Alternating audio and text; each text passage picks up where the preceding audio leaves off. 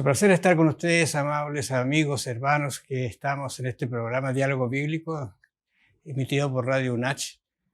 Yo no sé qué ha pensado usted de las lecciones que hemos pasado, pero en realidad, más alguna reflexión me imagino que usted tiene en su mente al recorrer algunos de los pasajes que ya hemos conversado. Especialmente este que vamos a ver ahora es uno bastante complicado, pero conocido en relación a lo que son los antecedentes, pero vamos a ver lo que es el calor extremo. Está conmigo Alan. ¿Cómo estás, Alan? Muy bien, gracias a Dios, hermano. ¿Qué te ha parecido este estudio así de los crisoles? Tengo aquí mi crisol, tengo chiquitito, pero falta el fuego. Por seguridad no lo tengo aquí, pero va agarrando más fuego, parece. Va agarrando más fuego. Incluso ahora vamos a ver lo que sucede cuando el fuego es extremo. Así es. Vamos a ver un poquito, fíjate, acerca del calor extremo. Sometidos a un calor extremo también y sirviendo a ese calor extremo. Vamos a ver un poco de Abraham, de Israel en ese caso del pueblo de Dios, ¿no es cierto? De Jacob, que ya lo tomamos la semana pasada, y va a venir lo que es la consolación de Dios y la presencia de Dios en estas instancias. Muy bien, hay un texto acá que es el texto central, está en Isaías 53 ¿no es cierto? Dice que con todo esto Jehová, cesante ese texto, con todo esto Jehová quiso quebrantarlo. Estas son las palabras que a veces uno no logra entender a primera vista. Dispuesto a correr el riesgo de que quienes deseen conocerlo y amarlo lo malinterpreten. Dice aquí, sujetándose a padecimiento cuando haya puesto su vida en expiación por el pecado. Bueno, el texto sigue. Nuestro autor coloca unas preguntas como esta, por ejemplo. Dios corre el riesgo que lo malinterpreten a él, pero aún así, él corre su riesgo en buscar la salvación nuestra. Sí. Hacia allá apunta, ¿no te parece? Entonces vamos al capítulo 22 de Génesis, que deberíamos recordarlo, ¿verdad? Es un capítulo sumamente importante. Estudiamos Génesis, así que la gente o las personas deberían recordarse de eso. ¿De qué trata ese capítulo? Bueno, lo tenemos fresco en la mente porque estuvimos estudiando el trimestre pasado el libro de Génesis. Algunos incluso lo ubican como el texto central, algunos en el libro. Es el capítulo 22 donde Dios prueba. Para mí me gusta más la palabra prueba más que el sacrificio porque nunca lo sacrificó. Dios le pide en prueba que le entrega a su hijo Isaac en sacrificio. Acá, si me permite leer, dice el importante versículo 1 y 2 del capítulo 22 de Génesis. Dice, aconteció después de estas cosas que probó Dios a Abraham y le dijo a Abraham, y él respondió, heme aquí. Y dijo, toma ahora tu hijo, tu único, Isaac, a quien amas, y vete a tierra de Moria y ofrécelo allí en holocausto sobre uno de los montes que yo te diré. ¿Sabe que varias veces he mirado este texto desde el punto de vista, no conociendo el final, así tratando de vivirlo en el momento? Ahora, aquí hay varias cosas interesantes. Mira, una de ellas, cómo sabía Abraham que era la voz de Dios. Sí. Es una cosa muy importante en estas relaciones que uno quiere tener. Porque también el enemigo puede disfrazarse, incluso la Biblia dice, se puede disfrazar como ángel de luz. Sí. Lo segundo, cuando le dice a él, Abraham, cuando él responde, heme aquí, esta es una expresión muy hermosa. Como decir, aquí estoy, Señor. Como de un siervo. Como un siervo. Entonces viene la respuesta de Dios sin ningún preámbulo. Dice, ahora toma tu hijo y llévalo en sacrificio, y no le dice dónde, sino que yo te voy a mostrar dónde. O sea, hay una incertidumbre aquí en este proceso de relación entre Dios y Abraham, que yo no sé cómo lo tomaríamos nosotros si tuviéramos que hacer una cosa así, y sin que nos dijera a dónde hay que ir, hasta que en el momento aparece el lugar y le dice aquí es. Es difícil porque si nosotros incluso recordamos, acá a mí me hace eco este texto con Génesis 12, del 1 al 3, cuando Dios llama por primera vez a Abraham, le da las promesas del pacto, pero dice, lo replica en realidad Hebreos 11, cuando dice que Abraham salió de la tierra de Ur, de los caldeos, y fue hacia tierra de Canaán, pero dice salió sin saber a dónde iba. Acá es parecido, pero la prueba es máxima, es muy grande, pero ese texto, menos mal que está el versículo 1, porque dice explícitamente que todo esto hay que entenderlo en el contexto de una prueba. Dios está probando a su siervo Abraham, ya cuando estaba avanzado en años.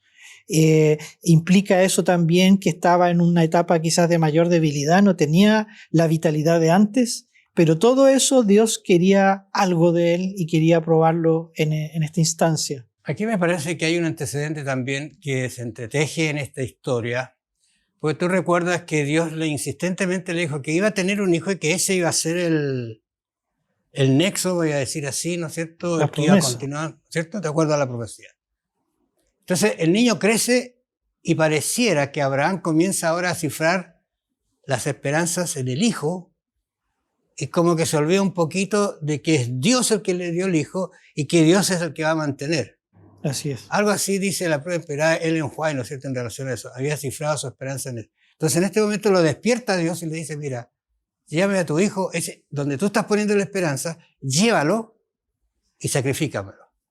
Ahora, en ese contexto lo veo realmente complejo porque si este era y lo voy a sacrificar, ¿qué pasa? Ahora, no sé si, yo sé que lo has leído, pero hay instancias muy, muy sublimes, muy emocionantes. Cuando le habla al hijo y el hijo le dice, mira padre, voy a decir así a mi forma, hemos caminado ya bastante, yo traigo la leña, el fuego, pero no veo el sacrificio. ¿Cuál es la respuesta de Abraham? Jehová Jireh. Jehová Jireh, o sea, Dios proveerá el sacrificio. Y de hecho, lo que usted dice, hermano, es muy cierto porque es muy profundo este texto, pero cualquier persona, yo creo que hasta un niño, si uno le hace bien la pregunta y le dice en forma global en el texto, ¿qué te evoca? ¿Hay algo parecido en la Biblia entera que te evoque este texto, algo similar, donde Dios haga algo similar? E inmediatamente un niño podría decir, sí, esto es lo mismo que hizo nuestro Padre Celestial con su Hijo, lo entregó. Entonces el texto incluso implica, y la hermana White lo confirma, de que Abraham después de esta gran prueba experimentó parte de lo que el Padre habría de ser en el futuro. De hecho, hay un antecedente que esto lo corrobora. No es algo inventado ni solamente de la espíritu profecía. Se cree, y los judíos hasta el día de hoy lo creen, de que el monte donde habría intentado sacrificar a Isaac, Abraham, donde Dios le indicó, es el mismo lugar donde después se situó el santuario, especialmente el templo de Salomón.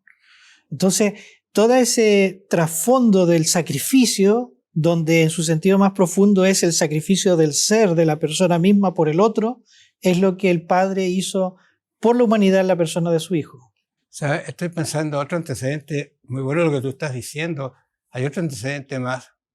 Quizás leo el texto para llamar la atención al antecedente que quisiera. Dice el versículo 5. Entonces dijo Abraham a su siervo, porque lo que pasa en el anterior dice que él alzó los ojos y vio el lugar, ahora ya sabía dónde iba a ir. Pero le dice lo siguiente, al tercer día alzó Abraham sus ojos y vio de lejos el lugar. Entonces dijo Abraham a su siervo, esperad aquí con el asno, yo y el muchacho iremos hasta allá a adorar y volveremos. Dos antecedentes. Primero, en la prueba, el crisol lo paso solo, con mi problema. Y con Dios, por supuesto. Sí. Pero tiene la esperanza de que va a volver, sabiendo lo que tenía que hacer. Es porque conocía, como se dice en la Biblia de Abraham, dice que era amigo de Dios. Conocía su voz, lo conocía bien, que era un Dios de misericordia, de amor, de justicia. Y esa es la fe que Él deposita y que yo creo que ya la lección nos abre a nosotros. Deberíamos aprender a conocer más la voz de Dios en ese relacionamiento diario, así como nos ejemplifica la persona de Abraham.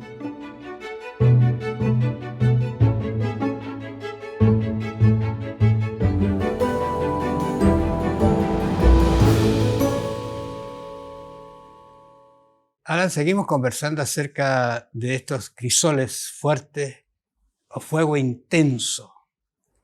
Yo sé que algunos de nuestros auditores quizás ha leído estos pasajes, ha conversado con ellos especialmente el libro de Oseas. Es un libro que quizás no se conoce, es de un profeta menor, se llama. Es uno de los primeros profetas menores en el contexto de los libros. Menores porque son pequeños en cuanto a lo que escribe. Claro. También es un profeta que está en un tiempo bastante turbulento de Israel. Sí. Y él profetiza por lo menos en más de unos reyes. Y él dice algunas cosas. Y en este contexto, Israel es probado ¿para qué? Para que pueda reaccionar frente a una situación muy extraña que tenía Israel. La adoración a dioses falsos, cuando su base, su esquema era de adorar solo a un Dios. Allí en Job 2.3. Oseas. Perdón, tiene razón. Ya vamos a llegar a Job. 2.13. Fue, pues, y tomó a Gomer, hija de Diblaim, ya hay nombre aquí, la cual concibió y le dio a luz un hijo. Entonces Jehová le dijo, ponte por nombre Jezreel, porque dentro de poco castigaré a la casa de Judá, a causa de la sangre derramada en Jezreel, y haré cesar el reinado de la casa de Israel. Aquí hay una mezcla de un hecho real y una profecía y una situación que está pasando. Lo real es que Oseas es enviado a casarse con una mujer, así dice aquí que Dios le dijo que fuera a casarse con una mujer de mal vivir, prostituta, ¿no es cierto? Pero está de alguna manera ejemplificando quién era el Israel. ¿Y qué le dice Dios en ese caso? Cásate con ella. ¿Para qué? Para mostrar lo que ellos estaban haciendo. Sí. ¿Y qué más crees tú que va a aparecer acá en esta historia? Bueno, es bien dramático porque sigue el texto hablando del nacimiento de otros hijos, y acá los nombres de ellos son la carga simbólica de lo que realmente Dios está queriendo decirle al pueblo, pero lo hace a través de esta experiencia dramática del profeta con su esposa, Gomer. Le dice más adelante en el mismo texto del capítulo 1, versículo 6, concibió ella otra vez y dio a luz una hija. Y le dijo Dios, ponle por nombre Lo Ruama, porque no me compadeceré más de la casa de Israel, sino que los quitaré del todo. Esto es no compadecida, sin compasión. Podríamos ser literalmente lo en hebreo es no hay compasión para ustedes, pero lo extraño es que lo haga a través del profeta en esta forma. Y el profeta yo creo que experimentó en forma muy fuerte el sentimiento que Dios mismo experimentaba por su pueblo. Ahora hay varias cosas que van a pasar acá que se están demostrando. Primera es que en el versículo 3 nosotros encontramos que Dios manda sequía. Estas son cosas bastante drásticas. El mundo hoy día está percibiendo sequía, pero sequía real. O sea, hay una ausencia del elemento vital que es el agua. Muchos campos están siendo abandonados, vamos a decir así, porque falta el agua. Pero Dios aquí está enviando sequía porque ¿qué es lo que quiere hacer Dios? Que reaccione este Israel de su conducta, de su vida, de su pasar, de quién está dependiendo, a quién le está pidiendo ayuda cuando Dios es el que le ha dado siempre la ayuda. Entonces, el casamiento, la mujer, los nombres están todos apuntando a que reaccione, porque cuando vean, por ejemplo, a Oseas caminar con esa mujer, cuando lo vean después caminar sin la mujer, y con los hijos, y que se llaman así, es decir, hay sequía, hay hambruna, Dios te abandona, Dios no tiene misericordia, Dios no es consuelo, que le retumbe en la mente. Y yo creo que muchas veces Dios hace eso con nosotros.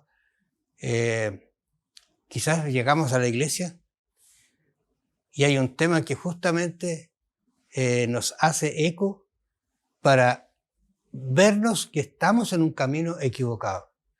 No sé si te ha pasado a ti, no te quiero juzgar, que llegues a la iglesia, este tema es para mí. Normalmente decimos, hoy que le hace bien al vecino, ¿cierto? Esto, pero le vino como anillo al dedo, decimos acá, ¿no es cierto?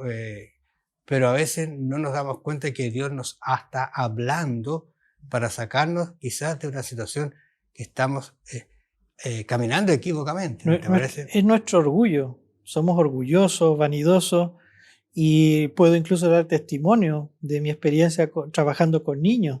Yo estoy estudiando un doctorado, imagínense, una cosa muy avanzada, pero por mucho tiempo he estado con niños y a veces hacía clases a los niños de primero básico, imagínense, como que mi mente tenía que venir de cosas muy complejas a los niños en su simpleza, en su carisma, y yo a veces enseñando y enseñando algo muy sencillo y de repente en el proceso me daba cuenta que eso era para mí. Y era hermoso, precioso, pero esas son las formas que Dios tiene, como diciéndome, Alan, aprende de ellos. El tema no es solo de que tú les enseñes, sino como dice nuestro Señor Jesucristo, tenemos que ser simples, sencillos como niños para entrar al reino de los cielos. Estaba escuchando a una persona, justamente esta tarde, que fue a la casa y me decía que ella, las grandes historias, los grandes relatos, las cosas más grandes que ha aprendido, aprendió de la historia de los niños, de esas que vienen así para los pequeños, dice, son fabulosas en cuanto a su contenido. Una vez dice que estaba hablando de esto y alguien después de terminar le dice, ¿y de dónde sacó esto tan hermoso? Le dice, no, le dices de una historia de los niños. ¿Me las puede compartir? Te fijas tú, esa es la simpleza. Ahora, aquí aparecen algunas simplezas como esta. Mira, versículo 11. Dice, capítulo? Capítulo 2, ¿no es cierto? El 11 dice, haré cesar, mira lo que aparece, haré cesar todo su gozo, sus fiestas, sus nuevas lunas, sus sábados y todas sus solemnidades. O sea, todo esto que el pueblo estaba tratando de hacer, porque yo pienso que las hacía, pero en base a una dirección equivocada, Dios se las iba a quitar, pero hay que reaccionar. Ahora, yo tengo en este caso un segundo ejemplo que aparece en nuestro estudio, que es Job. Bueno, Job, yo ya lo dije, me parece que es un libro que a mí me apasiona, en realidad lo he estudiado más de una vez, porque Job, voy a decir así, no sé si alguien ha tenido un crisol de ese tipo. El crisol de Job fue realmente grande, terrible, se quedó sin nada. Porque dice Job capítulo 1:20, allí, ¿no es cierto?, dice que y Jehová dijo a Satanás, ¿no has considerado a mi siervo Job que no hay otro como él en la tierra? Ahora partimos con esa instancia. Volvemos a decirlo, lo habíamos dicho la semana pasada, no sabía, lamentablemente, Job lo que estaba pasando. ¿Y qué le dice? Quítale las cosas, y va a ver qué me sirve. O sea, lo polémico, vamos a decir así, que no necesariamente es malo, es que Dios está haciendo esa pregunta. Como que Dios le llamara la atención, Dios mismo al diablo, y el diablo no había hecho eso todavía, le dice, pero ¿no acaso no has visto a mi siervo Job? Y entonces uno empieza a hacer esos cuestionamientos muy lícitos como ser humano, pero ¿por qué las cosas son así? Y todo el grito desesperado de la obra de Job que nos muestra a este personaje sufriendo. Ahora, ¿cuáles son las respuestas de Job? Primero, yo vine desnudo, volveré desnudo, no tengo problema. Acepta que tiene, ¿no es cierto?, lo que tuvo, pero no es mío. Otra cosa que dice, él reconoce que no tiene control de su vida. Y él dice, sea el nombre de Jehová bendito. O sea, las respuestas de Job son respuestas de adoración a Dios en el terrible crisol, en el terrible fuego que él está pasando. Quizás podríamos repasar un poquito con tranquilidad el libro de Job, pero verlo en ese sentido que Job nunca va en contra de Dios, sino mayormente él adora a Dios y lo bendice por todas esas cosas. Porque al final dice, yo vine desnudo y estoy desnudo. ¿Qué voy a hacer? Es como para reflexionar, ¿no te parece? Es casi citando Génesis, me parece a mí. Jehová Dios, Jehová quitó esa forma de hablar. Estoy desnudo, salí del vientre de mi madre y desnudo volveré allá. Una fraseología muy parecida, quizás implicando yo soy un ser humano, soy frágil, estoy desnudo, vine así al mundo y si he perdido todo, pero la fe de Job es extraordinaria y al final del libro queda confirmada por el mismo Dios.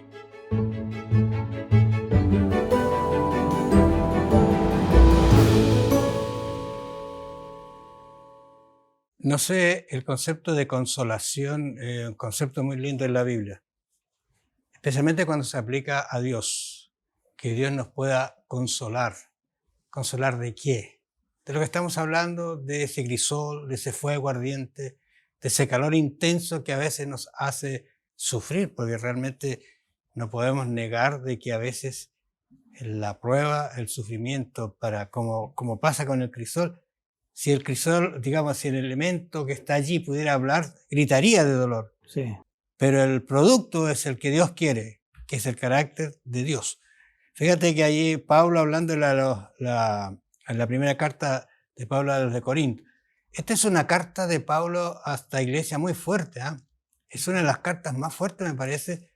La segunda, Pablo incluso, si no recuerdo mal, hace un análisis de la primera y dice, tuve que hablarles así porque era terrible lo que ustedes estaban haciendo y son cosas terribles las que está pasando acá en esta iglesia de Corinto. Pero es otro tema, digamos, pero basta como introducción. Pero dice, mira, capítulo 1, versículo 8. ¿Es 2 Corintios o primera? Perdón, estoy mal. Es 2 Corintios. Tienes razón. Gracias. Cualquiera se puede equivocar. Sí. 1:8, ahí está. Por eso no me salía. Yo dije, voy a interpretar la Biblia. 1:8 dice, ¿qué es lo que dice? Mire, hermanos, no queremos que ignoréis acerca de la tribulación que nos ha sobrevenido en Asia. Recuerden ustedes que ustedes váyanse a un mapa, ve un mapa así de bíblico de los tiempos de Jesús y se va a encontrar que hacia arriba está Asia, ¿no es cierto? Donde se fueron los exiliados, incluso todo eso dice. Dice más cerca, perdón, en Asia, pues fuimos abrumados en gran manera más allá de nuestras fuerzas, de tal modo que aún perdimos la esperanza de conservar la vida. ¿Qué te parece a ti esta instancia de las personas que están allí? No están en Jerusalén, no hay una iglesia que los proteja, quizás hay hermanos, pero están siendo perseguidos. Una situación muy terrible. O sea, yo creo que muy poca gente, si es que nadie, ha experimentado una cosa como lo que experimentó Pablo, porque todo el capítulo 1, él incluso enumera algunas cosas que pasó, y sabemos por varios de sus textos, tanto en Asia particularmente, pero en el mismo Israel, en Jerusalén, sufrió mucho. Y él dice acá en este texto, no tenía ni siquiera fuerzas. Él está como reconociendo, yo pensé que me iba a morir a ese punto. Y ustedes conocen esa situación, esa realidad. Pero la pregunta es, ¿por qué está contando esto? Al principio de la carta, y acá dice, más atrás, en el mismo capítulo, dice, versículo 5, porque de la manera que abundan en nosotros las aflicciones de Cristo, así abunda también por el mismo Cristo nuestra consolación. Y después dice, pero si somos atribulados es para vuestra consolación y salvación. Y después va a repetir lo mismo, o si somos consolados es para vuestra consolación y salvación, la cual se opera en el sufrir las mismas aflicciones que nosotros también padecemos. Es decir, Pablo lo coloca en un contexto de decir por lo menos quizás dos cosas. Nosotros sufrimos esto para tener una experiencia y consolar a otros que sufren lo mismo. Pero al mismo tiempo dice que el propósito mayor es que estas experiencias son para salvación. Y aunque uno podría en la misma experiencia decir, pero ¿cómo me va a ayudar esto para mi salvación si pierdo algo muy valioso o si sufro con mucha intensidad? Pablo está diciendo eso y lo está diciendo una persona que realmente ha sufrido mucho más que nosotros. Es como decir, por ejemplo, sabes, yo vengo a conversar contigo, a consolarte porque perdiste a tu esposa. Y él podría decirle, ¿no es cierto? Mira, tú me puedes consolar, pero tú no has perdido a tu esposa. Así que no puedes saber lo que estoy sintiendo. Pero ¿qué pasa si yo le digo, mira, yo también perdí a mi esposa? Distinto. Es efectivo entonces la consolación. Aquí hay un texto que es el 9, fíjate, que ratifica esta idea de lo que habías presentado anteriormente. Versículo 9 dice, pero tuvimos en nosotros mismos sentencia de muerte. Vuelve a ratificar la idea que está presentando en el 8, para que no confiáramos en nosotros mismos. Mira qué decidor es esto, ¿no es cierto? Sino en Dios que resucita a los muertos. O sea, estuvimos, como tú decías, prácticamente listos a morir, pero Ahora miremos a otro lado, miremos a Dios, miremoslo a Él. Él es el que nos va a consolar. Así que frente a esta situación, como la que vimos de Abraham, como la que vimos de Job, si uno los analiza a ellos aprendieron sencillamente a confiar en Dios y Él sí los puede ayudar. ¿Por qué? Porque lo más drástico que puede pasar es que una persona, por ser cristiano, lo eliminen, lo maten. Pero ¿qué dice Cristo? Yo soy la resurrección y la vida. El que cree en mí, aunque esté muerto, vivirá. Eso se consigue por fe. Sí, de hecho esto es bien precioso y profundo porque cuando Pablo dice esa frase, ¿no es cierto?, tremenda, para que no confiásemos en nosotros mismos, ese siempre ha sido nuestro gran dilema de toda la Biblia. Aún en los sufrimientos, como estamos hablando ahora, aún en el crisol, Dios nos coloca en el fuego de la prueba, pruebas pequeñas o pruebas muy grandes, para que nuestro yo muera, para que no confiemos tanto en nuestra inteligencia, recursos, fuerza o experiencia, sino que lleguemos a depender completa y totalmente del Señor, así como nosotros educamos a nuestros niños y ellos, uno los ve cuando son pequeñitos, dependen tanto de nosotros.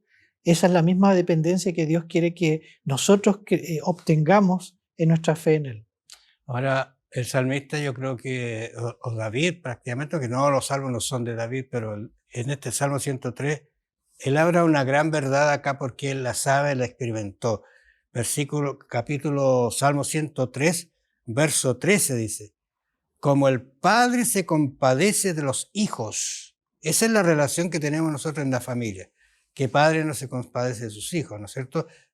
Se compadece Jehová de los que lo temen. O sea, hay una condicionalidad, ¿no es cierto? En el versículo 14 dice, porque Él conoce nuestra condición, se acuerda de que somos polvo. No es una forma peyorativa de decir, tú eres nada, no. Es que justamente a pesar de eso, Él te considera de una manera extraordinaria, como dice un gran predicador, tú eres la cosa más hermosa para el Señor. Y es verdad, es exactamente así. Entonces, tenemos una situación de, nuestro estudio nos está diciendo que hemos pasado por fuegos muy intensos, pero la consolación y la presencia de Dios nos hace realmente estar tranquilos frente a esta situación. Yo podría decirte, Alan, ¿cómo se puede hacer esto en la realidad cuando estamos nosotros pasando por una prueba? Tú tienes un amigo que está sufriendo un problema muy serio. ¿Qué le vas a decir cuando lo saludes, cuando lo veas? Difícil, ¿te fijas? Pero Dios sí puede darnos sabiduría para consolar. A veces basta un saludo, un apretón de mano, un abrazo. Quiero estar contigo en esta situación. Yo creo que Dios nos abraza de muchas maneras. Una mañana linda, un sol, incluso la lluvia, incluso el viento. Se siente la presencia de Dios. En realidad Dios no quiere destruirnos a nosotros, sino lo que quiere destruir es nuestro pecado. Por eso es que decimos el crisol hace que se caliente para que se separe lo bueno de la escoria y la escoria se saque. Eso es lo que Dios quiere. Dios no quiere en realidad nuestro sufrimiento, sino que crezcamos y que seamos más puros. Eso es lo que está tratando de hacer. Vuelvo a tomar el ejemplo maravilloso de Job. ¿Qué dijo Job? Antes te miraba. Estabas allí, Señor. Pero ahora mis ojos, perdón, antes te oía, ¿no es cierto? Pero ahora te veo, te comprendo. ¿Cómo lo comprendió? Pasando por la prueba. Quizás, amables amigos de Radio Nuevo Tiempo, apreciados amigos de este canal de la Iglesia UNACH, queremos darles a ustedes un maravilloso consuelo. Dios está presente en tu prueba, Dios está presente en tu andar, en tu caminar. Nunca lo olvides, ten fe y confianza en Él. Aún en el extremo de la aflicción, Dios está presente porque Él pasó por ese mismo camino y mucho más intenso para darte salvación, darte vida y vida eterna. Que el Señor los bendiga. Nos vamos a encontrar la próxima semana.